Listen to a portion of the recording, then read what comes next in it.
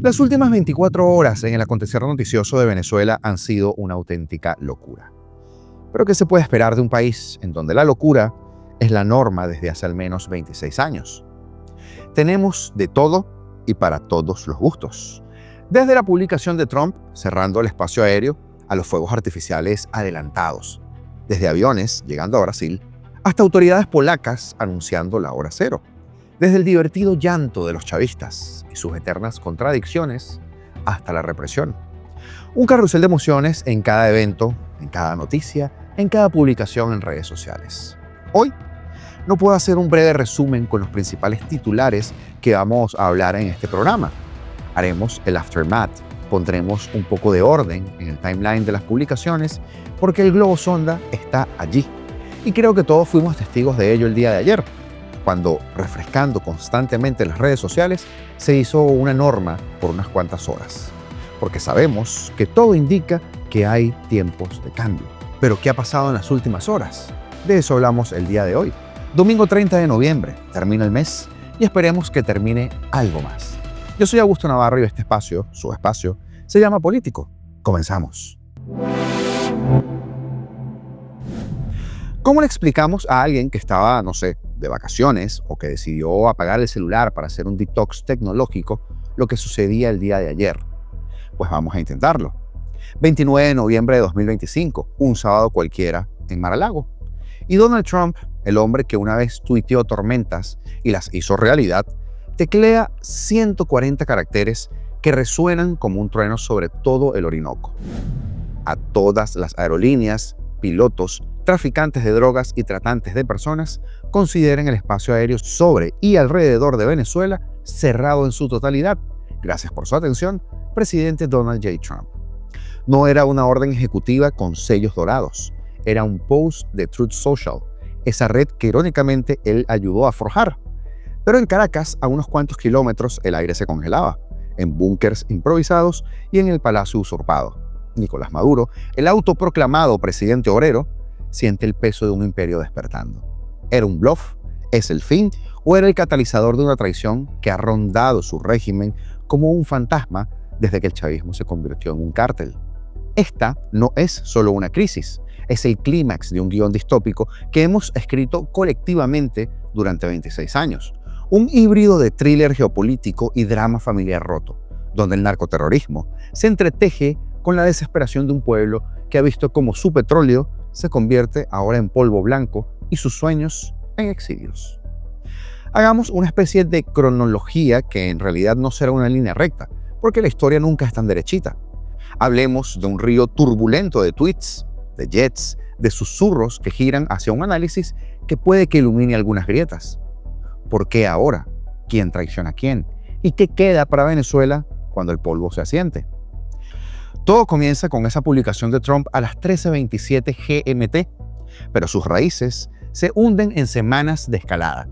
Hace apenas 10 días, el 19 de noviembre, el economista Fabio Valentini publicaba un hilo en X desgranando la teoría de juegos aplicada a Venezuela. Equilibrios de Nash convertidos en dilemas de prisioneros, donde el coup-proofing, esa estrategia dictatorial para blindarse contra los golpes internos, se invierte bajo la sombra de una intervención ya creíble. La etiqueta de terrorista no es retórica, es una especie de pasivo legal que hace a las élites priorizar la supervivencia sobre la lealtad, escribía Valentini, citando modelos de Acemoglu y de Robinson. Incluso un ChatGPT, en su simulación, elevaba la probabilidad de un colapso por deserción al 65% si no hay respuesta al ultimátum del 24 de noviembre.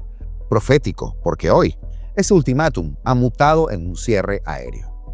El post de Trump no era caprichoso, es la doctrina Monroe 2.0, un recordatorio de que el hemisferio occidental no es el patio trasero de Pekín, de Moscú o de La Habana. Fuentes de Reuters confirmaban que horas antes, inteligencia estadounidense detectó movimientos inusuales en bases aéreas venezolanas.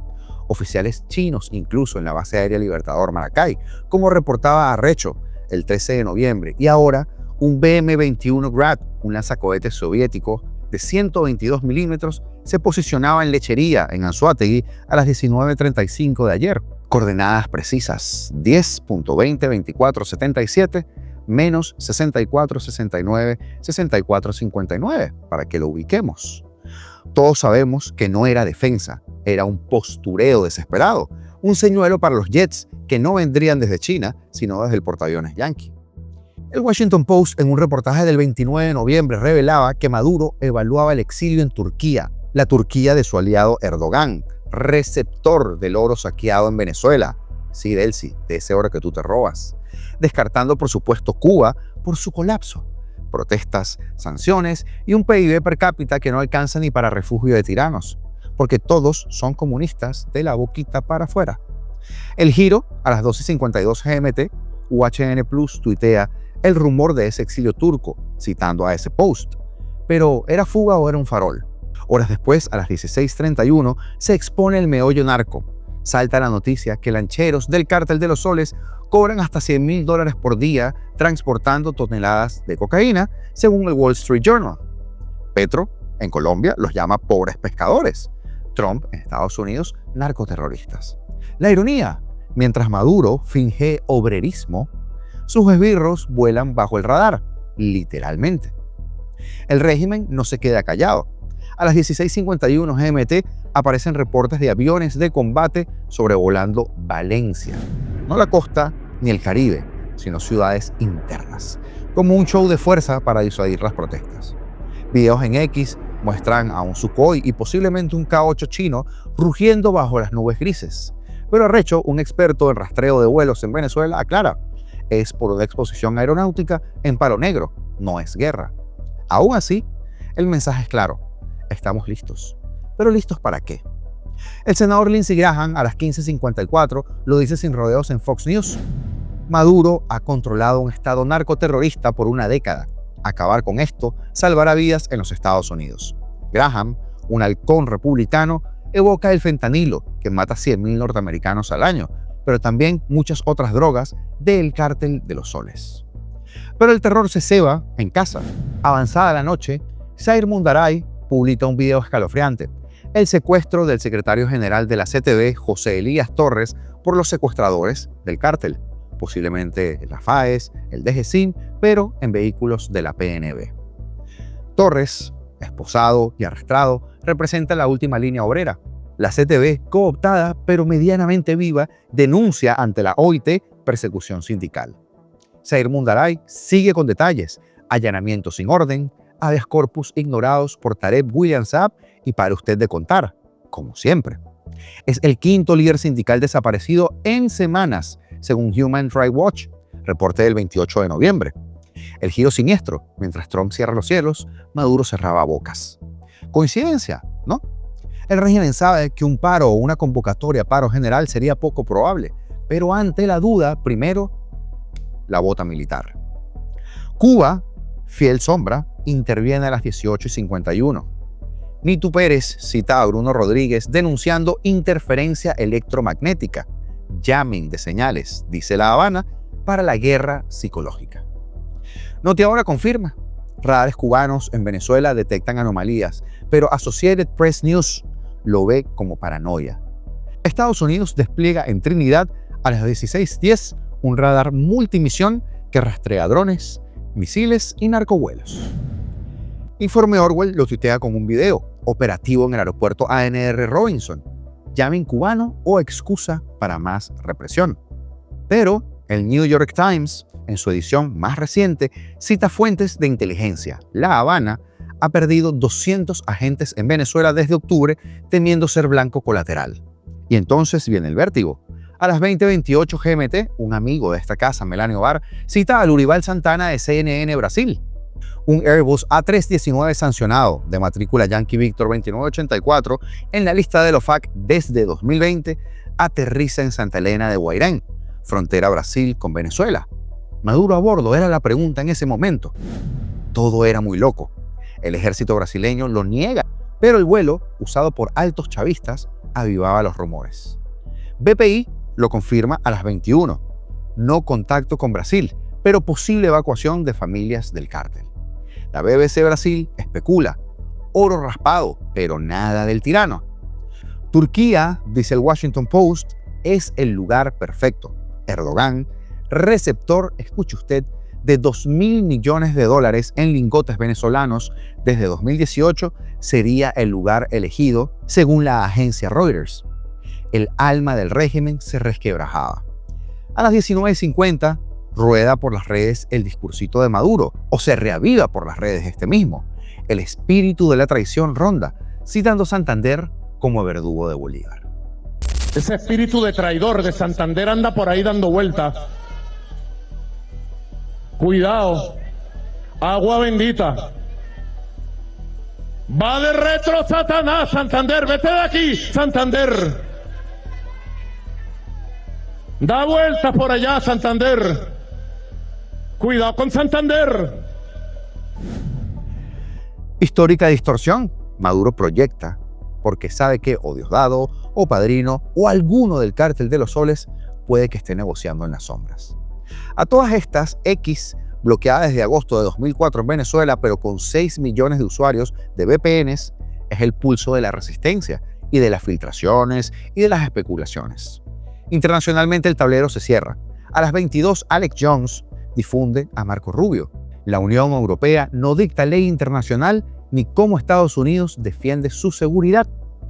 El cubano estadounidense en CNN despacha a Bruselas. El hemisferio es nuestro, narcoterroristas incluidos. Este era el video que rodaba como pólvora de Marco Rubio, aunque no tan reciente. No creo que la Unión Europea tenga la autoridad para determinar qué es el derecho internacional, y lo que ciertamente no pueden determinar es cómo Estados Unidos defiende su seguridad nacional. Estados Unidos está siendo atacado por narcoterroristas criminales organizados en nuestro hemisferio y el presidente está respondiendo en defensa de nuestro país. Me parece interesante que todos estos países quieran que enviemos y proporcionemos, por ejemplo, misiles Tomahawk con capacidad nuclear para defender Europa. Pero cuando Estados Unidos posiciona portaaviones en nuestro hemisferio donde vivimos, de alguna manera eso es un problema. Así que diría que Estados Unidos, y este presidente lo ha dejado muy claro, su trabajo es proteger a Estados Unidos de las amenazas contra Estados Unidos, y eso es lo que está haciendo en esta operación. Luego The Guardian entra en modo crítica, doctrina Monroe revivida. Pero es que el senador Lindsey Graham y el general Mike Flynn aplaudían. Mike Flynn decía en X, Maduro, ya es hora. El plot twist, a las 22:56 GMT, vía CNN, leemos: el régimen ofreció transición en 18 meses. Estados Unidos rechazó. Inmediato o nada. Pactado o forzado. ¿Por qué este colapso ahora? No es solo Trump. Es el fin de la ilusión. El régimen, etiquetado de narcoterrorista, ve sus incentivos invertidos. Valentini lo decía en la teoría de juegos: la credibilidad externa de un ataque acelera deserciones. La Fuerza Armada Nacional Bolivariana, con 150.000 hombres, en el mejor y más surreal de los casos, pero con lealtades compradas con migajas, enfrenta un dilema: defender al cártel o negociar inmunidad. Un vuelo de Copa Airlines entonces desafiaba el cierre del espacio aéreo, pero un vuelo CMP 318, monitoreado por más de 7.000 personas que hacían vida en Flightradar en ese momento, evocaban el MH17 ucraniano, porque el riesgo, señores, de volar es real. Pero vayamos más allá del humo que decían los descerebrados y también los chavistas, que son casi lo mismo. Este es un tablero multipolar fracturado, donde Venezuela no es solo un narcoestado fallido, sino que es el último bastión de un eje antihegemónico que Washington ve como una amenaza existencial. La escalada de Trump desde los strikes marítimos en septiembre hasta el despliegue del Gerald Ford en octubre, prácticamente noviembre, no es solo guerra contra las drogas, como venden Rubio o como vende Hexet. Es una jugada para desmantelar la coalición de adversarios que han mantenido a Maduro a flote por 60.000 millones de dólares en deudas y favores. El cártel de los soles, designado FTO el 24 de noviembre, no es un mito. Es el núcleo financiero con 80% de la coca colombiana pasando por los puertos venezolanos y por los bolsillos de los generales. Pero su etiquetado como terrorista abre la puerta a strikes terrestres muy pronto, como tuiteó Trump el día 28. Geopolíticamente es una especie de rompecabezas de lealtades prestadas y de deudas impagables. China, acreedor principal con más de 19.000 millones en préstamos petroleros desde Chávez, ve en Venezuela su enclave rojo. en el patio trasero yanqui, un hub para drones y radares, como revelan los documentos del Washington Post del 31 de octubre.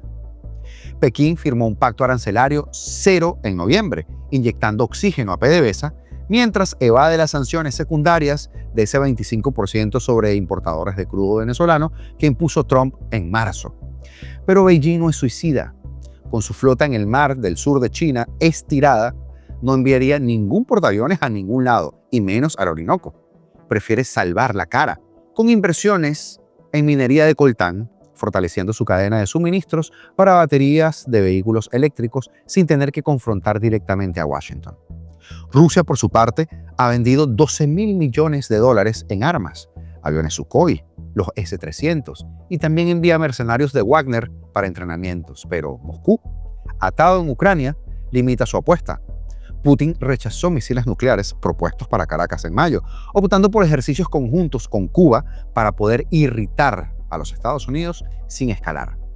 Irán, el comodín, provee drones Shahid vía rutas de oro venezolano, $2.000 millones lavados en Turquía, pero Teherán, sancionado hasta los dientes, usa a Venezuela como un proxy para una asimetría, pero no para una guerra abierta. Cuba, el hermano pobre, ya ha perdido a 200 agentes desde octubre, pero su inteligencia, SEBIN DSE entrelazada con la DGCIM, mantiene la represión interna a costa de su propio colapso. Escasez de combustible por dependencia de Venezuela. La Unión Europea, en su clásica esquizofrenia, condena una agresión en una declaración del 29 vía Euractiv, pero Rubio la despacha. No deciden en nuestra defensa, dijo. Lo vimos en el video. Bruselas, con 209 sancionados individuales, más que los Estados Unidos en algunos rubros, prioriza a los migrantes. Prácticamente 8 millones de venezolanos exiliados y muchos en España son los que ocupan a Europa, así como revocaban licencias como la GL41 a Chevron en mayo tras el fraude electoral de julio. Brasil y Colombia, vecinos atrapados, responden con ambigüedad calculada. Lula negaría un asilo a Maduro, pero permite vuelos de evacuación en Santa Elena, según CNN en Brasil.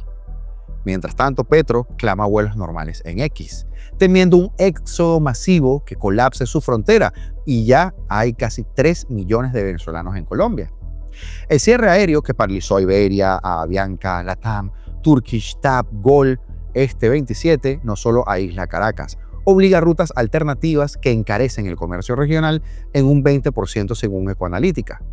Económicamente, las sanciones, desde Obama en 2015 hasta Trump en 2025, han sido un arma de doble filo. La ganancia petrolera cayó en un 99%, la hiperinflación subió al 200%, pero no impulsan la migración al suroeste de Estados Unidos como se alega. Al contrario, fortalece la resiliencia autoritaria de Venezuela alineándose con los BRICS. Venezuela es una especie de poster child de lo que el imperio teme. Usa sanciones para justificar la represión y cientos de ejecuciones extrajudiciales según Human Rights Watch. Y de esta manera comienza a realinearse el oro a Turquía, drones iraníes, radares chinos.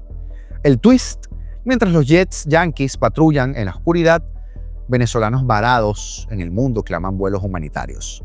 Maduro promete el retorno especial, pero Delcy Rodríguez lo tuerce con la propaganda. Algunos advierten de crímenes de guerra bajo el Estatuto de Roma. Hipocresía, pues Caracas solo firmó, pero ignora la CPI. Ahora sí es bueno el Estatuto de Roma. En X, el pulso late con voces globales. Se repite como un mantra la soberanía. Es inaceptable presionar a Venezuela, pero Venezuela no siente presión. Presión sienten los narcos que la secuestraron. Venezuela pide liberación. Mientras tanto, la cuenta de BRICS amplifica la condena de Caracas al colonialismo de Trump. Algunos ven el petróleo orbitando la diplomacia. Geopolítica es recursos, no es solo seguridad. El cierre paraliza repatriaciones, pero acelera una implosión. Sin drogas, el cártel de los soles se desangra. Una transición, improbable sin justicia. Al alba del 30, el día de hoy, se cierra el círculo. Chavistas que se burlaban o que burlaban a María Corina diciendo que Trump no sabía quién era, ahora le dicen a Trump que lo temen como marioneta de Machado.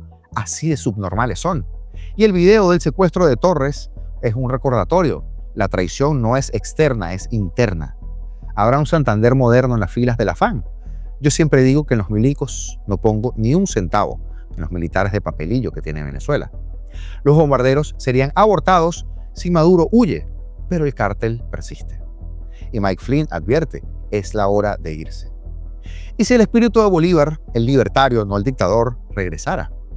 Venezuela, tierra de contrastes, podría renacer, petróleo limpio, democracia real, un pueblo que tras 26 años de noche anhela ese amanecer.